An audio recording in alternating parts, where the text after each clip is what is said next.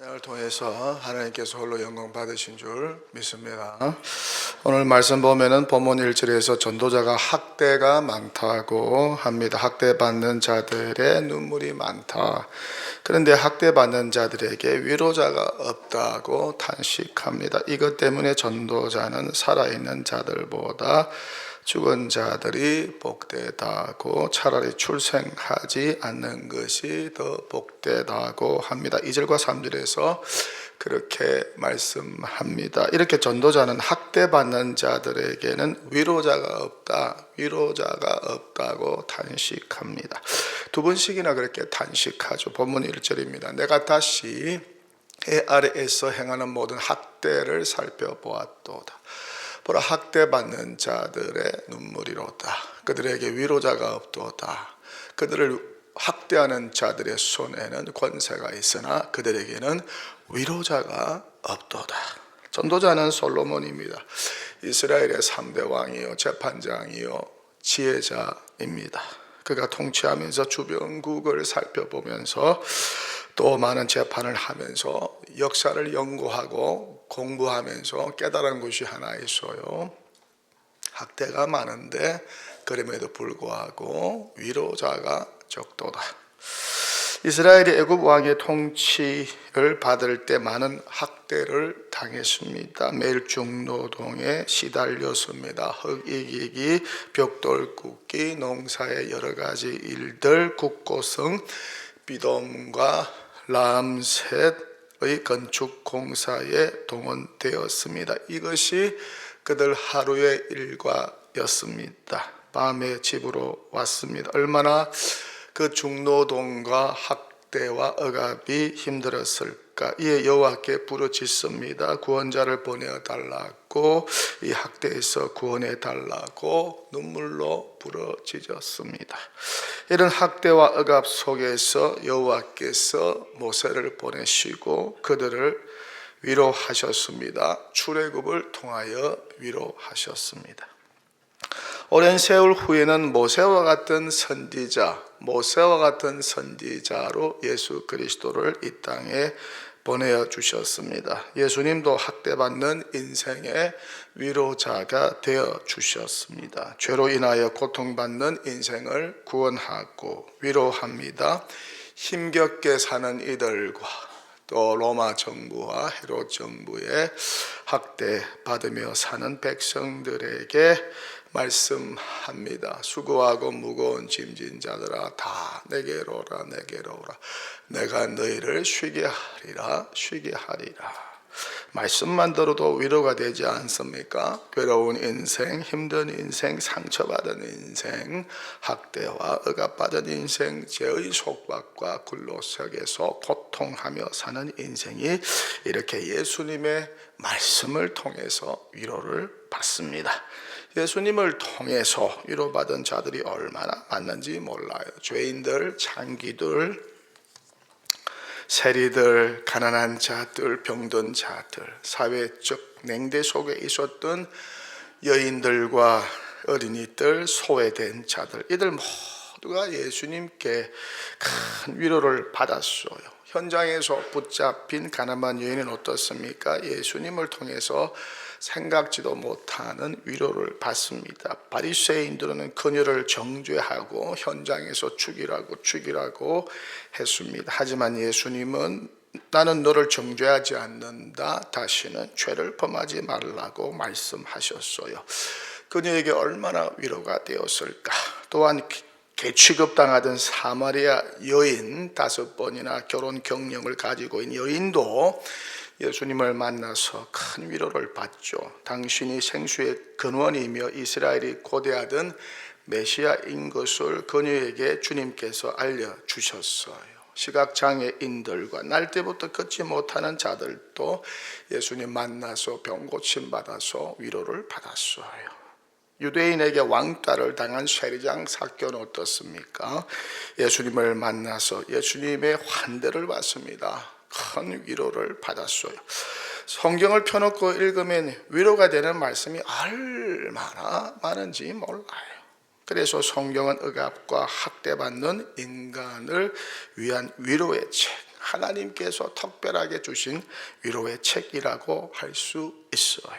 저도 성경을 통해서 얼마나 큰 위로를 많이 받았는지 몰라요. 특별히 예수님의 말씀을 통해서, 주님의 말씀을 통해서 정말 큰 위로를 받았어요. 여러분, 세상살이는 상처와의 동행 아니겠어요? 사람들이 얼마나 행동으로 말로 우리의 심령을 난도질합니까? 얼마나 사람들이 악하고 못됐습니까? 상처와의 동행이라고 할 수 있어요. 여러분은 위로가 필요하십니까? 날마다 성경을 펴십시오. 성경 속에서 거니시는 예수님을 만나십시오. 피 묻은 손이 여러분의 상처를 다 치료해 주시고 회복시켜 주실 것입니다. 이 하늘의 위로로 충만하시기를 축원합니다. 결국 죄의 속박과 굴레 속에 빠진 온 인류가 예수 그리스도의 십자가의 대속적인 죽음을 통해서 세상이 위로를 받습니다. 죄인이 죄사함을 받고 의롭게 되고, 죄인이 구원받아서 마귀의 자녀가, 죄의 종이 하나님의 자녀가 되고 하나님의 백성이 되었습니다. 이런 위로가 또 어디 있을까요? 돈으로 살 수 없는 엄청난 위로와 은총 아니겠습니까? 천국 영생의 위로가 아니겠습니까? 이렇게 죄인이 예수 믿고 나서 받은 위로가 너무 많다는 거예요. 얼마나 큰 위로인지, 평생의 위로가 아닐까. 이렇게 구원받은 공동체인 교회는 위로하는 곳입니다. 삶에 지치고 힘겨운 이들이 위로받는 곳 에클레시아, 죄의 속박과 굴레로 고통하는 자들이 찾아와서 위로받는 곳 에클레시아 교회입니다. 사회에서 냉대받고 오갈 데 없는 자들이 와서 위로받고 새 힘을 충전받는 곳 에클레시아 교회입니다. 마치 주요소와 같은 곳입니다. 가난하고 소외된 자들이 위로받고 새 힘을 얻고 재충전하는 곳이 바로 에클레시아 교회입니다. 누구보다 여호와는 위로의 하나님이시라는 것이죠. 그래서 성경은 말씀합니다. 찬송하리로다. 그는 우리 주 예수 그리스도의 하나님이시요 자비의 아버지시요 모든 위로의 하나님이시며 우리의 모든 환난 중에서 우리를 위로하사 우리로 하여금 하나님께 받는 위로로서 모든 환난 중에 있는 자들을 능히 위로하게 하시는 이시로다. 우리 여호와 하나님은 폭군이 아니셔요. 당신의 백성들을 위로하시는 하나님이시라는 것이죠. 하나님은 환난 중에 있는 자들을 위로하시고, 낙심한 자들을 위로하시고, 두려워하는 자들을 위로하시고, 근심 중에 있는 자들을 위로하시고, 죄악 가운데 고민하는 자들을, 방황하는 자들을 위로하시고, 고독한 자들을 위로하시고, 질병으로 고통당하는 자들을 위로하시고, 죽음을 두려워하는 자들을 위로하시는 하나님이시라는 것입니다. 문제 가운데서 우리를 위로하시는 분이 여호와 하나님이시니 여호와 하나님만 바라보고 그분만 의지하며 살아가는 여러분 되시기를 축원합니다. 그러니까 어떻습니까? 위로의 하나님을 믿고 있으니 교회 안에 위로가 충만해야 한다는 것이죠. 먼저 교인들에게 하나님의 위로가 충만해야 합니다.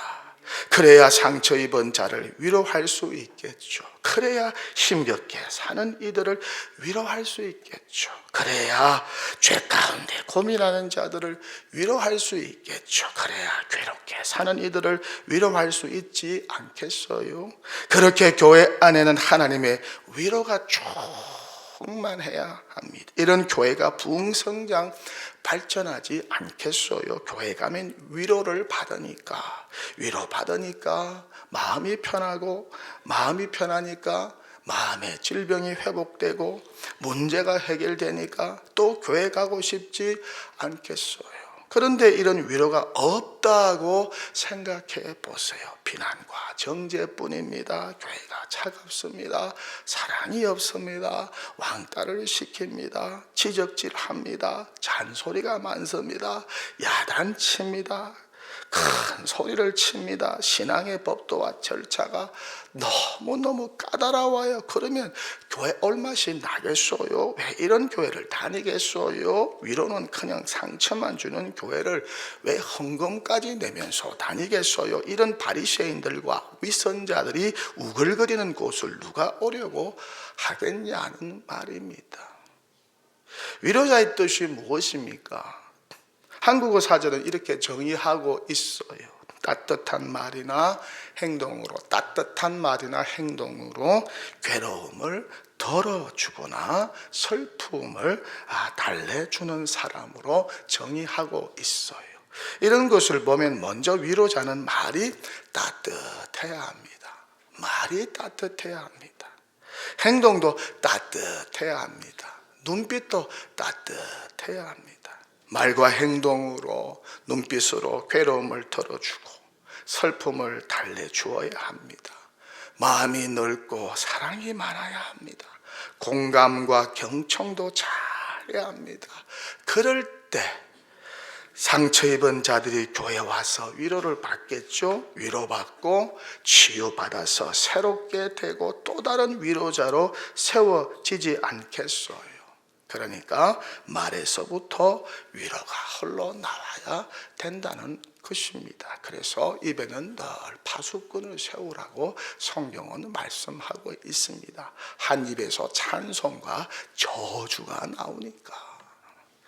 시인 정호승은 자신의 인생에 위로가 되고 힘이 되어준 말들을 소개하고 있어요.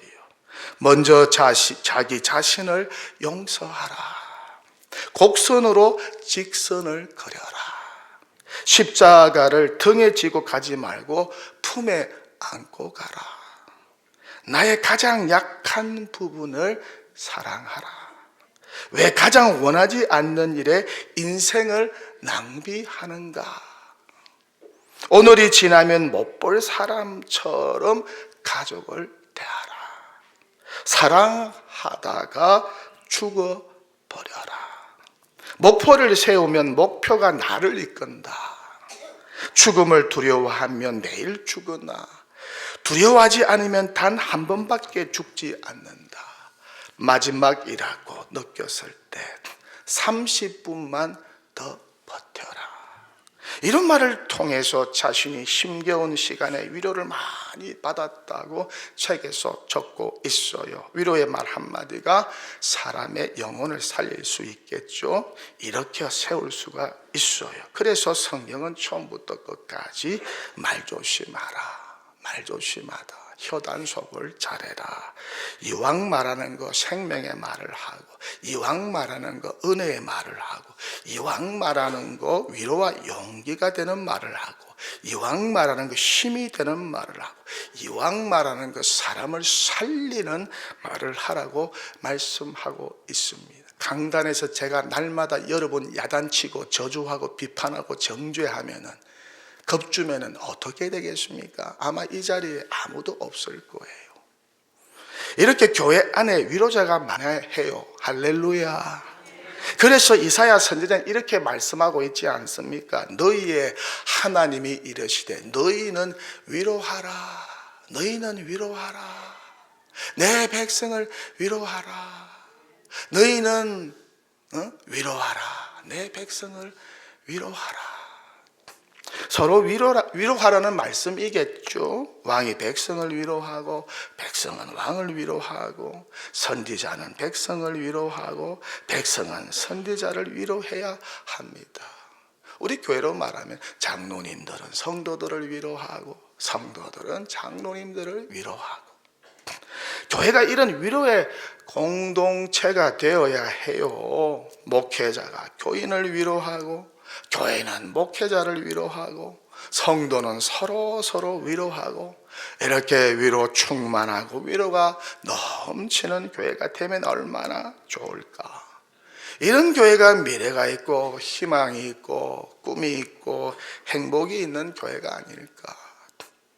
이런 교회가 평안하고 든든하게 세워져 가는 교회가 아닐까. 가고 싶은 교회, 오고 싶은 교회, 매력적인 교회가 아닐까.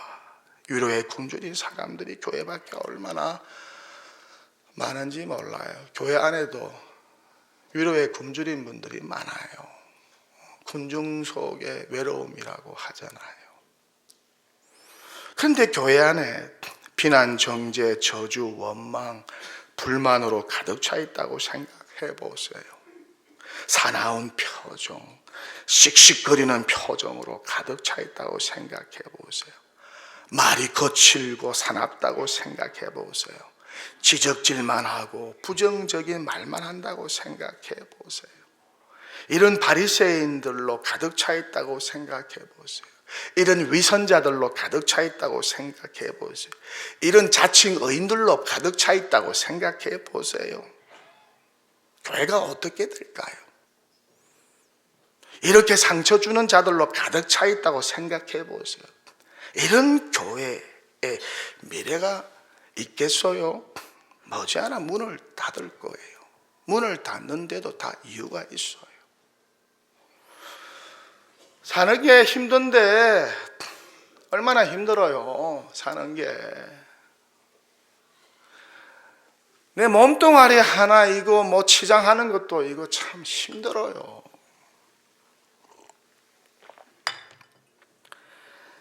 그러니 교회 와서 위로받으면 얼마나 좋아요. 세상살이 상처가 많은데 세상 나가면 잡아먹으려고 하는데 짓밟고 올려가려고 하는데 그렇잖아요. 악한 사기꾼들, 악한 사람들 얼마나 많은데 답답하고 괴로운 일이 많은데 교회 와서 위로를 받으면 얼마나 행복할까요? 어떠세요?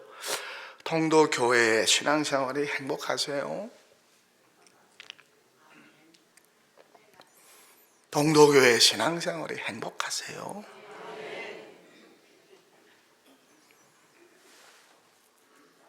위로가 넘치는 것 같으세요? 아니면 차갑고 몸이 건조한 것 같으세요? 오히려 상처를 주는 것 같습니까? 위로를 주는 교회가 되어야지. 상처 주는 교회가 되면 어떻게 되겠어요? 예수님 얼굴이 어떻게 되겠어요? 우리가 잘 아는 가수 윤복희 씨, 저는 그 윤복희 씨를 참 좋아해요. 이분이 부른 가요 중에 여러분이란 노래가 있습니다. 가요가 있어요. 제가 참 이 노래를 좋아해요. 가사가 이렇습니다. 네가 만약 괴로울 때면 내가 위로해 줄게. 네가 만약 서러울 때면 내가 눈물이 되어 줄게. 어두운 밤 험한 길 걸을 때 내가 너의 등불이 되어 줄게. 허전하고 쓸쓸할 때 내가 너의 빛이 되어 줄게. 나는 너의 영원한 형제야. 나는 너의 친구야. 나는 너의 영원한 노래야. 나는 너의 기쁨이야. 네가 만약 외로울 때면 내가 친구가 되어줄게. 네가 만약 기쁠 때면 내가 웃음이 되어줄게. 어두운 밤 험한 길 걸을 때 내가 너의 등불이 되어줄게. 허전하고 쓸쓸할 때 내가 너의 빛이 되어줄게. 나는 너의 영원한 형제야. 나는 너의 친구야. 나는 너의 영원한 노래야. 나는 너의 기쁨이야. 만약 내가 외로울 때 누가 나를 위로해 주지? 여러분, 나는 너의 영원한 친구야.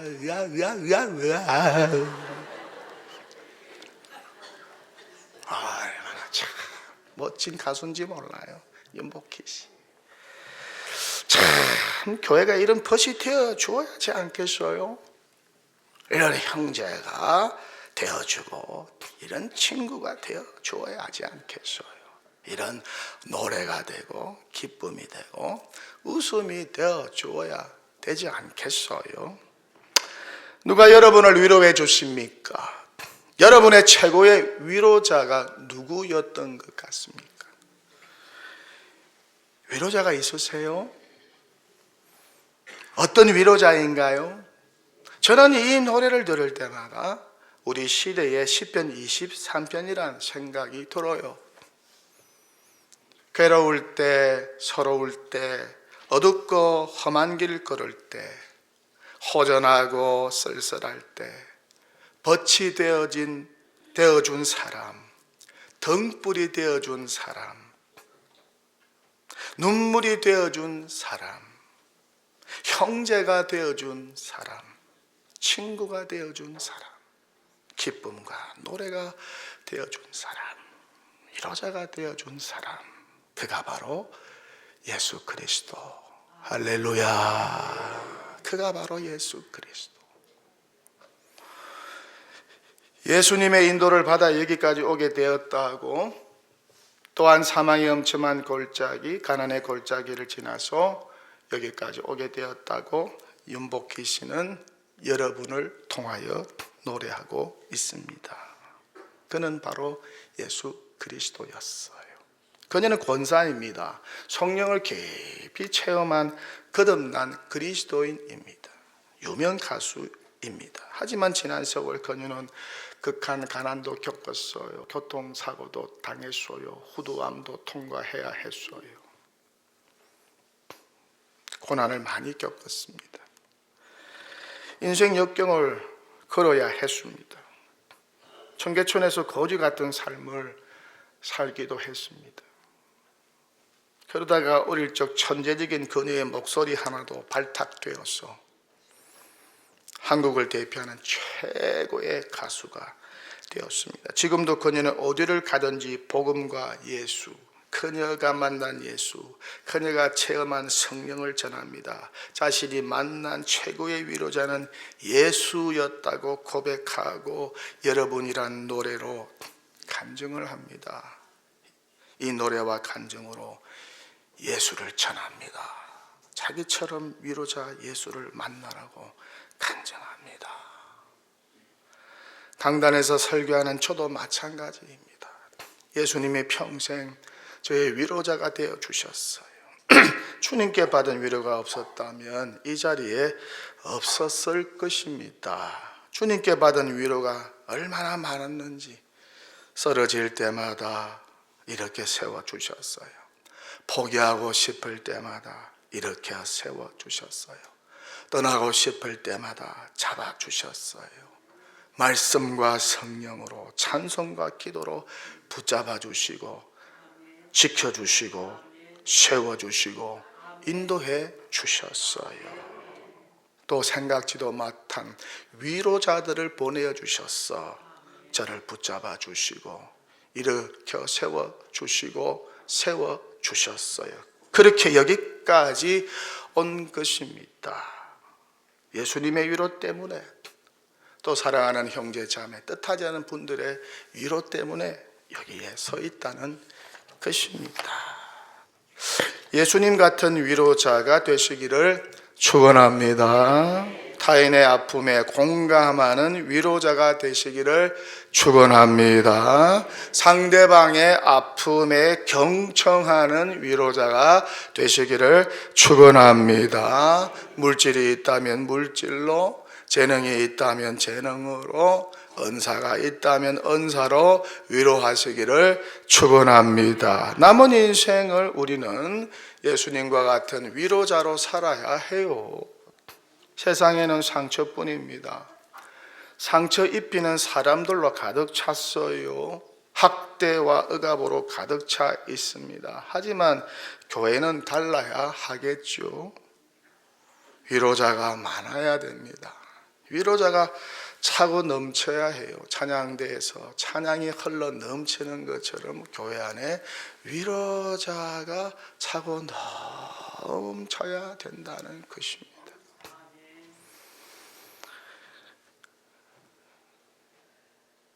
교회까지 와서 위로받지 못하고 상처받고 가면 어떻게 되겠어요?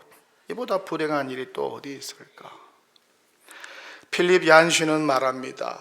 교회는 승리한 팀의 선수 탈의실처럼 기뻐 환호하는 곳이다. 감사하는 곳이다. 모두가 용서받았고 하나님은 사랑이시며 승리가 보장되어 있다는 그 놀라운 소식을 축하하는 곳이다. 교회는 율법주의의 성체가 아니라 세상의 빛을 발하는 은혜의 등대불이다. 그렇게 말을 하고 있습니다. 이렇게 교회는 사랑의 공동체인 것이죠. 위로의 공동체인 것이죠. 축하하고 축복하는 축제의 현장인 것이죠. 하늘의 위로가 충만한 공동체가 바로 교회라는 것입니다. 바나바가 초대 예루살렘 교회의 위로자였어요. 그 가난한 시절, 핍박이 많았던 시절에 그는 자기 고향 섬에 있는 밭을 팔아서 초대 예루살렘 교회에 바쳤습니다. 일로 사도들과 교회인들이 큰 위로를 받았습니다. 그래서 원래 이름이 요셉이었어요. 일 후에 위로의 뜻인 바나바로 개명되어서 부르기 시작했습니다. 요셉이 바나바가 되었습니다. 바나바는 물질로 교회를 위로하였습니다. 어렵고 가난한 시절에 그 예물이 초대 예루살렘 교회에 얼마나 큰 위로가 되었을까? 물질로도 교회를 위로할 수가 있어요. 말로도 교회를 위로할 수가 있어요. 섬김과 봉사로 교회를 위로할 수 있어요. 중보 기도로 교회를 위로할 수 있어요. 은사와 재능으로 교회를 위로할 수 있어요. 교회를 위로하는 방법은 다양하다는 것입니다.